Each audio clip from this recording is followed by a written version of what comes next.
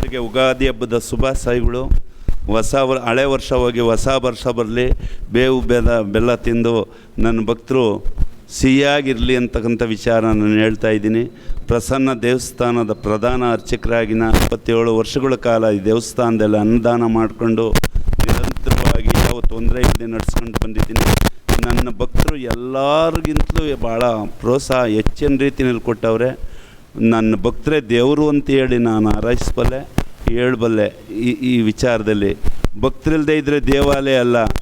ರಾಜ ಇರಬೇಕು ಅಂದರೆ ಪ್ರಜೆ ಇರಬೇಕು, ಪ್ರಜೆ ಇದ್ದರೆ ರಾಜ ಇರಬೇಕು. ಇವೆರಡು ಇದ್ದರೆ ಮಾತ್ರ, ಭಕ್ತರು ಇದ್ದರೆ ಮಾತ್ರ ದೇವಾಲಯ ಇಟ್ಕೊಂಡು ಭಕ್ತರೇ ಬರಲಿಲ್ಲ ಅಂದರೆ ಏನು ಮಾಡೋಕ್ಕಾಗ್ತದೆ? ಆದ್ದರಿಂದ ನಿಜವಾಗ್ಲೂ ನನ್ನ ಭಕ್ತರು ಬಹಳ ಹೆಚ್ಚಿನ ರೀತಿಯಲ್ಲಿ 25 ವರ್ಷದ ವಾರ್ಷಿಕೋತ್ಸವ ಪೂಜೆ ಬಹಳ ಜೋರಾಗಿ ನಡೆಸ್ಕೊಂಡು ಅನೇಕ ವರ್ಷಗಳ ಕಾಲದಿಂದ 26 ವರ್ಷದಿಂದಲೂ ನಡೆಸ್ಕೊಂಡು ಬಂದಿದ್ದೀನಿ. ಚೆನ್ನಾಗಿ ನಡೀತಾ ಇದೆ. ಭಗವಂತ ಇನ್ನೂ ಮುಂದೆ ಹಾಗೆ ನಡೆಸಲಿ. ನನ್ನ ಕರ್ನಾಟಕ ಜನ, ನನ್ನ ಇಡೀ ದೇಶದ ಜನ ಎಲ್ಲರಿಗೂ ಅನುಕೂಲ ಆಗಲಿ ಅಂಥೇಳಿ ಆ ಶನಿರಾಜನಿಗೆ ಸಾಷ್ಟಾಂಗ ನಮಸ್ಕಾರ ಹೇಳ್ಕೊಂಡು ನಾನು ಶನಿರಾಜನ ಮೊರೆ ಇಡ್ತೀನಿ. ಭಕ್ತರು ಚೆನ್ನಾಗಿರಲಿ ಅಂತ ಹೇಳಿ ನನ್ನ ಮಾತುಗಳು ಮುಗಿಸ್ತಾ ಜೈ ಕರ್ನಾಟಕ.